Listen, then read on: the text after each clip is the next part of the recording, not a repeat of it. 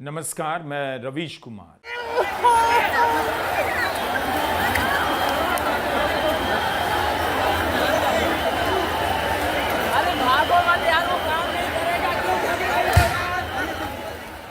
आंसू गैस के गोले से परेशान लोग इधर उधर भाग तो रहे हैं, मगर मैदान छोड़कर नहीं, अपनी आंखों को जलन से बचाने के लिए और आगे मार्च में बढ़ते रहने के लिए।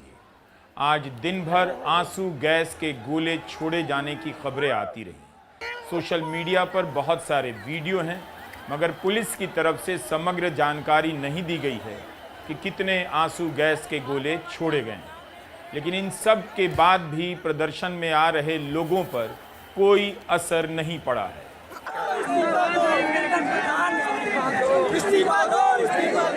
जंतर मंतर पर कितने लोग आए, कहां से कैसे कैसे पहुंचे हैं, इन सवालों से ही 20 जुलाई का दिन भीगता रहा। इस वीडियो को देखिए, लोग कहां से और किस उत्साह से चले आ रहे हैं। हर तबके के युवा इस मार्च में आपको नजर आएंगे।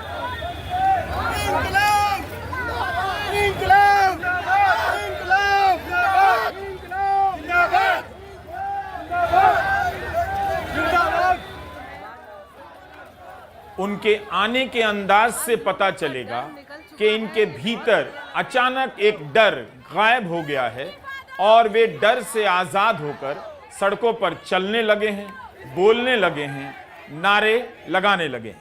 ये सारे वीडियो आप तक बहुत बहुत देर से पहुंच रहे हैं, क्योंकि जंतर मंतर और उससे सटे इलाके में कोई नेटवर्क नहीं है। जिसके पास भी वीडियो है, उसके लिए वीडियो भेजना मुश्किल होता जा रहा है।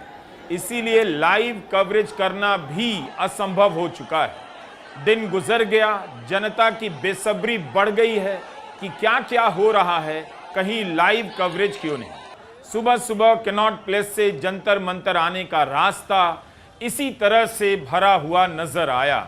बस लोग चले आ रहे हैं। इतने लोग आने लगे कि मेट्रो स्टेशन बंद करने पड़े। अचानक व्हाट्सएप ग्रुप झंझना उठे कि इतने सारे लोग जंतर मंतर पर कैसे पहुंच गए। इसका अंदाजा तो नहीं था, इसके पीछे कोई संगठन तो नहीं था, किसी को यकीन नहीं हो रहा था। लेकिन जंतर मंतर की तरफ बढ़ने वालों ने इन सभी आशंकाओं को अपने घर पर ही छोड़ दिया था। दिन के 12 बजे जंतर मंतर के आसपास ऐसी हालत थी। कॉकरोच जनता पार्टी के सौरभ दास ने यह वीडियो जारी किया है। ड्रोन कैमरे से आपको जंतर मंतर के आसपास के रास्तों पर लोगों का जमावड़ा दिख जाएगा। हुजूम के विस्तार से अंदाजा हो जाएगा कि कितने लोग यहां 12 बजे के वक्त मौजूद रहे होंगे। अपनी अपनी हाउसिंग सोसाइटी के व्हाट्सएप ग्रुप में हमारा यह वीडियो जरूर शेयर कीजिए। ऐसा करने से आपको अपने ही बच्चों को चीन और पाकिस्तान का एजेंट बताने वाले अंकिलों और आंटियों का रिएक्शन देखने का सुनहरा मौका मिलेगा। धर्म के नाम पर राजनीति के इस दौर में हिंदू सुख में डूबे अंकिलों की जमात ने जनता होने के हर एहसास को कुचल दिया था। लेकिन जंतर मंतर पर आए लोगों की यह भीड़ लोकतंत्र के खत्म होने की सारी थ्योरी पलट देती है कि जनता एक बार मार दी जाती है, फिर कभी जिंदा नहीं होती। जंतर मंतर ने आज साबित कर दिया कि मार दिए जाने के बहुत बहुत दिनों बाद भी केवल जनता ही है जो जिंदा हो सकती है, जिंदा हो जाती है।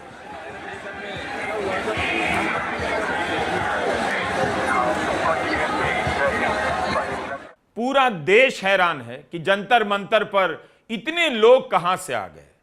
उनकी हैरानी की एक एक वजह सही है, और अब इस बात को ध्यान से सुनिए।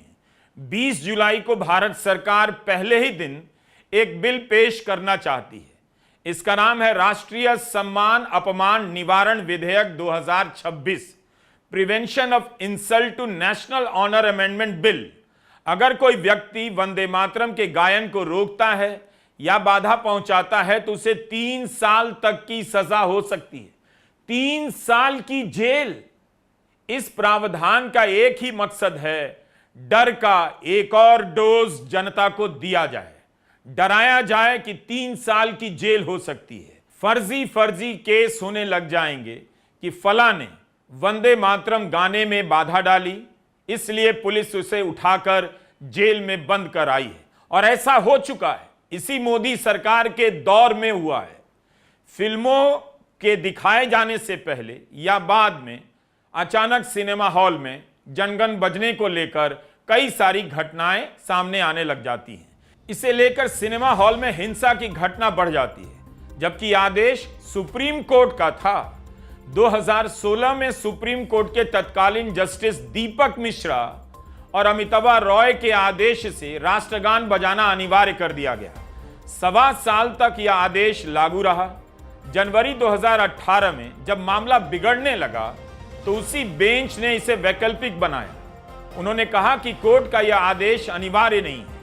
1987 के जिस फैसले के आधार पर यह नया आदेश लागू हुआ, उस मामले में कुछ स्कूली बच्चों ने राष्ट्रगान नहीं गाया था, खड़े रह गए मगर गाया नहीं। तब बेंच ने कहा कि खड़े होना राष्ट्रगान का सम्मान है, उसे नहीं गाना उसका अपमान नहीं है। हमने यह बात क्यों बताई? इसलिए बताई कि इस तरह के कानून लाकर लोगों में डर बिठाया जा रहा है, जेल भेजने के नए रास्ते बनाए जा रहे हैं, उन्हें फंसाने का नया तरीका खोजा जा रहा है। आज सरकार संसद में यह बिल पेश नहीं कर पाई क्योंकि जनता सड़कों पर थी। जनता ने उस डर को नकार दिया था। आज जो जनता आई थी वो कई तरह के डर को नकार कर आई थी। इसी सोनम वांगचुक को सरकार ने आंदोलन करने के लिए 170 दिनों के लिए जेल में डाल दिया। बहुत पुरानी बात नहीं है, उन पर एनएसए की धारा लगा दी गई, मगर वही सोनम वांगचुक जब जमानत पर बाहर आते हैं तो लाखों लोगों के लिए इस तरह के डर से बाहर आने का जरिया बन जाते हैं। उन्हें कोई मैनेज करना चाहता है, हो सकता है मैनेज कर ले, लेकिन उनके अनशन से सोनम वांगचुक के भीतर का भी डर निकला और उनके साथ साथ जंतर मंतर पर आ रही जनता भी डर से आजाद नजर आई।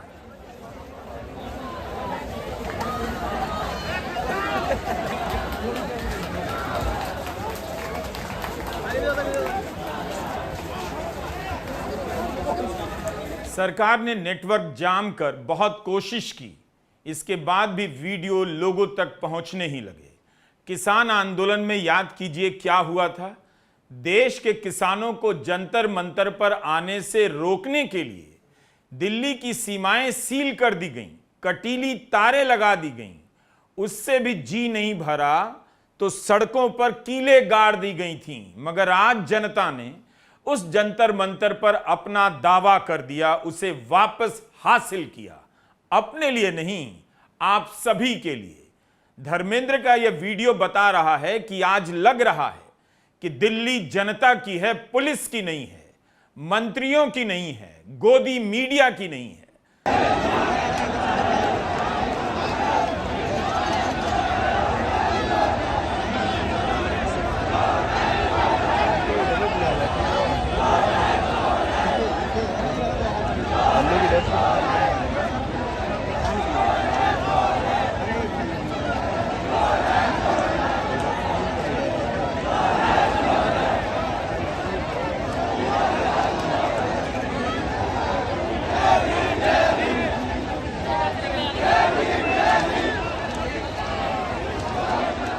गोदी मीडिया को समझ नहीं आ रहा कि इसका कवरेज कैसे करें।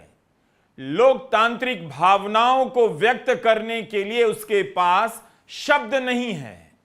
क्या वह आज की जनता को चीन परस्त, पाकिस्तान परस्त बता सकता था? क्या इस भीड़ को मोदी सरकार के लिए चेतावनी कह सकता था? क्या वो कह सकता था कि मंत्री को इस्तीफा देना चाहिए और जनता की बात सुननी चाहिए? सरकार की चापलूसी में डूबे रहने वाले गोदी मीडिया के पास आज भाषा की कमी होगी कि जंतर मंतर पर आ रहे लोगों का कवरेज किस तरह की भाषा में करें।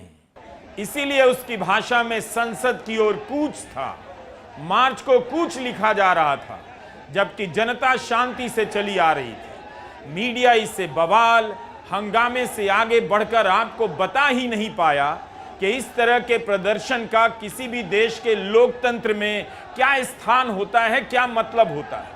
इसी दिल्ली में मार्च को कितना कलंकित कर दिया गया, देश के खिलाफ साजिश के रूप में पेश किया गया और जनता भी सरकार की तरफ खड़ी रही। आज जनता अपना विपक्ष बनकर जंतर मंतर गई।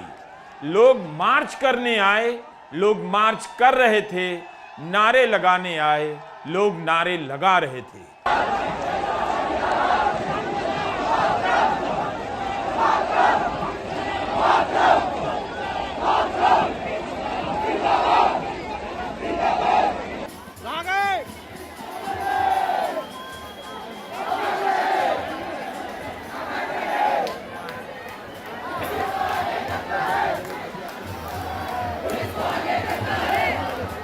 कई लोग कह रहे हैं कि जनता सरकार के विरोध में निकली है। यह बात ठीक है, लेकिन यह जनता अपने विरोध में भी निकली है। यही जनता थी जो धर्म के नशे में डूबी थी, उसके अधिकार कुचले जा रहे थे, महंगाई बढ़ती जा रही थी, जीवन स्तर में सुधार नहीं, पढ़ाई मुश्किल होती जा रही थी, लोग जेल में डाले जा रहे थे, अच्छे अच्छे पत्रकारों को चैनलों से निकलवा दिया गया, उन पर कभी भी जेल में डाल देने का खतरा बिठा दिया गया, उनके YouTube चैनलों को बंद करने के लिए तरह तरह के नियम बदले जाने लगे और जनता चुप थी, जनता सरकार के साथ थी। मगर आज यह जनता सरकार से ज्यादा अपने विरोध में निकल कर आई है। आप ध्यान से देखिए, जनता ने सरकार के समर्थक होने की वर्दी उतार दी है। जंतर मंतर पर जनता अपने विरोध में जमा होने लगी। जंतर मंतर की तरफ आने वाले केवल युवा नहीं थे, उनके पिताओं की उम्र के लोग भी चले आ रहे थे। यहां पर इतने लोग हैं कि पुलिस को मैनेज करना मुश्किल हो रहा है। इतने तरह के घरों से, इतने तरह के इलाकों से लोग आए हैं कि पुलिस अगर कठोरता से लाठी चलाती तो हर घर में कोहराम मच जाता। आप जंतर मंतर की तरफ आने वाले लोगों को देख सकते हैं। बहुत दिनों बाद जनता दिखाई दे रही है, तो आज जनता को जी भर के देख सकते हैं। जंतर मंतर के आसपास नेटवर्क इतना जाम था कि अब वीडियो आप तक लाने के लिए धर्मेंद्र को 4 किलोमीटर पैदल चलना पड़ा, ऑटो लेकर वहां तक आना पड़ा जहां नेटवर्क था। लोग पुलिस की लाठी से भाग नहीं रहे हैं, बल्कि उन्हीं लोगों में से कोई आगे आकर कह रहा है, मारो मुझ पर लाठी, मारो मुझ पर लाठी। एक युवा तो हाथ जोड़कर बैठ गया है, सर झुकाता हूं, चलाओ अपनी लाठी, चलाओ अपनी लाठी। काश उमर खालिद के लिए भी इसी तरह लोग आते, उसके साथ हुए अन्याय को लोग इसी तरह महसूस कर पाते। रामपुर की मोहम्मद अली जौहर यूनिवर्सिटी को तोड़ने से बचाने के लिए भी लोग इसी तरह आवाज उठाते। हो सकता है लोग एक दिन आवाज उठाएं, एक बार मुड़कर देखेंगे कि उनके साथ, उनके हमवतनों के साथ क्या क्या हुआ, उन्हें किस तरह धोखे में रखा गया। यह जनता नोटबंदी की लाइन में लगाई गई तो चुप रह गई थी। यही जनता जंतर मंतर आने के लिए मेट्रो के बाहर लाइन में लग गई। लाइन इतनी बड़ी हो गई कि मेट्रो बंद करने पड़े। लोगों को आज नकल बात समझ में आएगी, उनकी शिक्षा के साथ क्या हुआ, उनकी आजादी और अभिव्यक्ति के अधिकारों के साथ क्या हुआ। 2014 में जनता ने बदलाव के लिए वोट किया, मगर उसे धर्म और राष्ट्रवाद की जाल में फंसा दिया गया। यही वो जनता थी जो जेएनयू जैसी शानदार यूनिवर्सिटी को देश के लिए खतरा बताने लगी। यही वो जनता है जो अपने बच्चों के लिए इतने बड़े देश में एक शानदार यूनिवर्सिटी के लिए तरस रही। नियति ने जनता से बहुत निर्मम बदला लिया है। जनता ने आज अपने विरोध में मार्च किया है। एम्बुलेंस को रास्ता देने वाले हैं हम। ये देखो, एम्बुलेंस को रास्ता दे रहे हैं। देखते रहो, एक ही जन नहीं देता है, सब लोग रास्ते देते हैं। गोदी मीडिया में सूत्रों के हवाले से भांति भांति की खबरें चलाई जाने लगी कि सरकार ने कॉकरोच जनता पार्टी से बातचीत करने की कोई पहल नहीं की।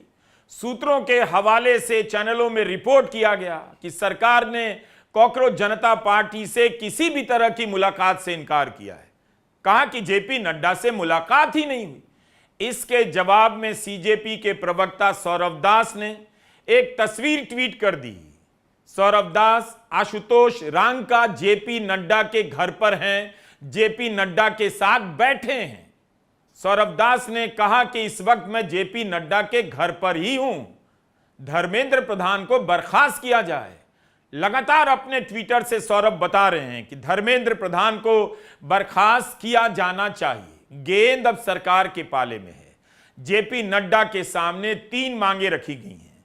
सोनम वांगचुक को रिहा किया जाए, धर्मेंद्र प्रधान का इस्तीफा हो और जिन नीट एस्पिरेंट्स ने अपनी जिंदगी खत्म कर ली उन्हें 1-1 करोड़ का मुआवजा दिया जाए। सौरभ दास के ट्वीट के कुछ घंटे बाद स्वास्थ्य मंत्री जेपी नड्डा का ट्वीट आया। सौरभ दास और आशुतोष रांका से मुलाकात की तस्वीर साझा करते हुए उन्होंने लिखा कि आज सुबह पहली बार प्रदर्शनकारियों की ओर से सरकार के साथ बातचीत करने का प्रस्ताव आया और सुबह 11:50 से ही हमारी बातचीत जारी है। सौहार्दपूर्ण वातावरण में मुलाकात हुई। उनके डेलीगेशन के साथ विस्तार से पहले मौखिक चर्चा हुई और उनके द्वारा लगभग 4 बजे मुझे लिखित याचिका दी गई। मैंने सभी प्रदर्शनकारियों से अनुरोध किया वे अपने धरने को समाप्त करें और सामान्य स्थिति बहाल करने में प्रशासन की मदद करें।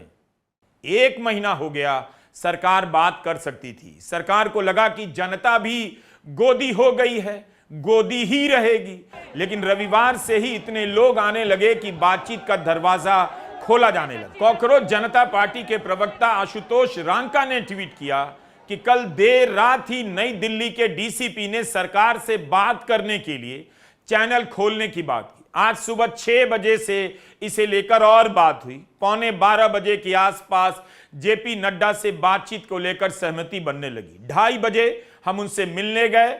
वे हमारी मांगों को लेकर लीडरशिप से बात कर रहे हैं। दिल्ली पुलिस को प्रदर्शनकारियों पर बल प्रयोग बंद करना चाहिए। यह वीडियो देखिए। इन कार वालों की त्रासदी कम नहीं हो रही। आज उन्हें घंटों जाम में रहना पड़ा। किसकी वजह से? अगर सरकार ने बातचीत पहले शुरू की होती तो यह आंदोलन इस मुकाम पर नहीं होता।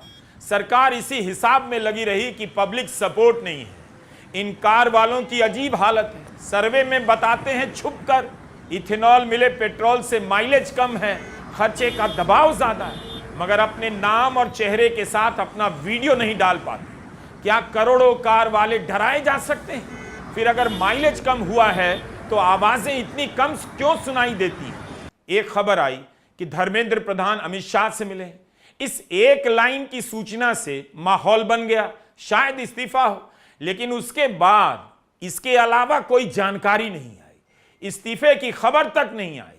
दरअसल अब किसी के पास खबर होती नहीं है। दिल्ली पुलिस के कमिश्नर बदल दिए गए, किसी को पहले से पता तक नहीं था। संकेतों में सूचनाएं दी जा रही, लेकिन जंतर मंतर पर जनता संकेतों में नहीं आई, संख्या में आई, अपनी शक्लों के साथ आई, अपने अपने जिस्मों के साथ आई। इतनी बड़ी संख्या में आई कि पब्लिक की गिनती 50,000 से शुरू होने लगी, 75,000 के पार पहुंच गई। गिनती छोड़ी, लोग इतनी बड़ी संख्या में पहुंच गए कि संसद के दरवाजे बंद करने पड़े। प्रधानमंत्री मोदी का काफिला भी दोपहर 3 बजे से पहले संसद भवन से निकल गया। सरकार को आज झटका लगा होगा। इतने लोग कहां से आ गए? गोदी एक्सपर्ट समझा रहे थे कि भारत की जनता में अब दम नहीं रहा। वो धर्म की राजनीति की गुलाम हो चुकी है, वो कभी विरोध करेगी नहीं। इसी आत्मविश्वास के शिकार लगता है धर्मेंद्र प्रधान भी हो गए और उन्होंने रविवार को यह तस्वीर ट्वीट कर दी। नीट परीक्षा के दूसरे नंबर के टॉपर से मुलाकात करने की तस्वीर। क्या यह तस्वीर उन्हें ट्वीट करनी चाहिए थी? धर्मेंद्र प्रधान इसके जरिए क्या संदेश देना चाहते हैं? यही कि नीट की परीक्षा हो चुकी है, नीट की परीक्षा का मुद्दा समाप्त हो गया है। परीक्षा के टॉपर उनके साथ मुस्कुराते हुए फोटो खिंचाने लगे। Is this the way this government thinks about our youth? That they will come to flash their teeth with the minister, but to show their grit, they will never ever go to Jantar Mantar? 2014 से पहले का भारत होता तो यह तस्वीर मंत्री के अहंकार का राष्ट्रीय प्रतीक बन जाती। नीट में पहली बार चोरी नहीं हुई है, चोरी बढ़ती जा रही है। पिछले साल क्या हुआ, छात्र कोर्ट तक पहुंच गए मगर राहत नहीं मिली। इस बार सरकार ने परवाह भी नहीं की। अगर विपक्ष ने नहीं बोला होता तो दोबारा परीक्षा भी नहीं होती। राहुल गांधी का कार्यक्रम है छात्रों की गूंज। यहां उन छात्रों की तस्वीर लगी है जिन्होंने नीट परीक्षा के बाद अपना जीवन समाप्त कर लिया। ऐसी ही एक छात्रा के पिता मंच पर आकर अपनी व्यथा बता रहे हैं। नीट परीक्षा और शिक्षा के निजीकरण को लेकर इसी बीच राहुल गांधी की यह दूसरी रैली हो गई। इससे भी बड़ी संख्या में युवा देहरादून पहुंच गए, फिर भी सरकार ने युवाओं की बेचैनी को ना दिल्ली में संज्ञान लिया, ना देहरादून में लिया। 7.5 करोड़ युवाओं को पेपर लीक से नुकसान हुआ है। 152 लीक्स हुई हैं। 152 लीक मतलब पिछले 10 साल में हर महीने एक पेपर लीक हुआ है। और रियलिटी है कि कन्विक्शन रेट 0। इस काम के लिए एक भी व्यक्ति जेल में नहीं गया है, एक व्यक्ति को सजा नहीं मिली है। अगर आपको लगता है कि धर्मेंद्र प्रधान का अमित शाह से मिलना या मिलने की इस खबर का संबंध इस बात से है कि सरकार दबाव में आ रही है, सरकार सुनने लगी है, तो आप शायद गलत भी हो सकते हैं। सरकार आज के दिन को भी मैनेज करती नजर आई, अपना समय निकालती हुई। संसद के मॉनसून सत्र के पहले दिन प्रधानमंत्री मोदी का यह संबोधन गौर से सुनिए। हाल ही में खबर आई कि इसरो जैसी संस्था से भी 120 वैज्ञानिकों ने नौकरी छोड़ दी है। प्रधानमंत्री उसे भी नोटिस नहीं करते, मगर अंतरिक्ष के क्षेत्र में युवाओं के एक स्टार्टअप का जिक्र करते हैं और उस स्टार्टअप में शामिल वैज्ञानिकों की उम्र बताते हुए नेता प्रतिपक्ष राहुल गांधी का बिना नाम लिए उनकी उम्र पर कटाक्ष करते हैं। जिस समय जनता संसद के बाहर उनके खिलाफ नारे लगा रही है, उसी समय प्रधानमंत्री नेता प्रतिपक्ष की उम्र पर कटाक्ष करते उस जनता को उसकी जगह दिखा रहे थे। और ये जो स्काईरूट स्टार्टअप है, उसमें जो नौजवान काम कर रहे हैं, मुझे बताया गया उनकी पूरी टीम की जो एवरेज एज है वो सिर्फ 28 साल है। ऐसे नौजवानों ने ये काम करके दिखाया है। मैं किसी 56 साल के नौजवान की बात नहीं कर रहा हूं। राहुल गांधी की उम्र 56 साल है। अच्छा होता प्रधानमंत्री नरेंद्र मोदी राहुल गांधी का नाम भी ले लेते। प्रधानमंत्री मोदी चाहते तो अपनी उम्र से भी तुलना कर सकते थे, लेकिन अगर 75 साल कहते तो फिर मार्गदर्शक मंडल को लेकर बहस छिड़ जाती। पर अजीब है, जनता 100 सवालों के जवाब खोज रही है और 75 साल के प्रधानमंत्री 56 साल के युवा की उम्र पर इस तरह कटाक्ष कर रहे हैं जैसे राहुल गांधी 100 साल के हो गए हों और प्रधानमंत्री नरेंद्र मोदी 28 के। इसीलिए जंतर मंतर पर आई इस जनता का सरकार पर क्या असर होगा यह आज नहीं दिखेगा। सरकार इस जनता के पीछे कैसे पड़ेगी, उसके घरों तक किस तरह से पहुंचेगी, आने वाले समय में पता चलेगा। 20 जुलाई को जनता ने सड़कों पर आकर बता दिया, अगर देश का सारा विपक्ष के सारे नेता तोड़कर, मरोड़कर, घसीटकर, लपेटकर बीजेपी के घुटनों के नीचे उसके तलवे में बिठा दिए जाएंगे और देश में एक भी नेता नहीं बचेगा, तब भी जनता अपनी मांगों को लेकर सड़कों पर आती रहेगी। यह जनता की स्वायत्तता का दिन है। कितनी आसानी से मध्य प्रदेश के छतरपुर में पुलिस ने केन बेतवा नदी के जोड़ने की योजना का विरोध कर रहे आम लोगों को वहां से हटा दिया। कई दिनों से वहां लोग प्रदर्शन कर रहे थे, पानी में डूबकर, मगर उनसे बातचीत तक नहीं की गई। एक दिन पुलिस आई, उनका आंदोलन उजाड़ कर चली गई। सोनम वांगचुक को जंतर मंतर से उठा लेने के बाद सरकारों को लगा होगा कि अब सब मैनेज हो जाएगा, लेकिन इसके बाद भी जनता बड़ी संख्या में जंतर मंतर आ गई, बिना नेता के, बिना बड़े नाम वाले नेता के। हालांकि विपक्ष के कई नेता इस मार्च में शामिल थे। समाजवादी पार्टी के सांसद फारूक अब्दुल्ला, जिनकी उम्र 90 साल की है, वो भी शामिल थे। धर्मेंद्र प्रधान का क्या होगा, उससे बड़ा सवाल है इस देश की शिक्षा का क्या होगा। जंतर मंतर से खबरें अभी तक लोगों की संख्या तक सीमित है। लोगों के क्या अनुभव रहे, उन्होंने घर से निकलकर क्या देखा बाहर और अपने भीतर, इसका अनुभव उन्हीं के साथ लौट रहा होगा, दशकों तक उनके साथ रहेगा। निराशा के क्षणों में उन्हें हौसला देता रहेगा कि जब भी लोकतंत्र को रौंदा जाएगा, जब जनता के अधिकार छीन लिए जाएंगे, जब चुनाव पर भरोसा नहीं बचेगा, वोट चोरी से चुनाव जीते जाएंगे, तो उन्हें याद आएगा कभी जंतर मंतर के लिए निकले थे, उन्हें फिर से निकलना होगा। जंतर मंतर का यह धरना हो सकता है समाप्त हो जाए। जंतर मंतर ने जो धारणा बदली है उसे समाप्त होने में अब वक्त लगेगा। आज का यह हमारा दूसरा वीडियो है। इस तरह की रिपोर्ट के लिए जरूरी है कि हम वीडियो पर नजर रखें, उन्हें आपके लिए संपादित करें, पेश करें, ताकि आप तक बात ठीक से पहुंचे। नमस्कार, मैं रवीश कुमार।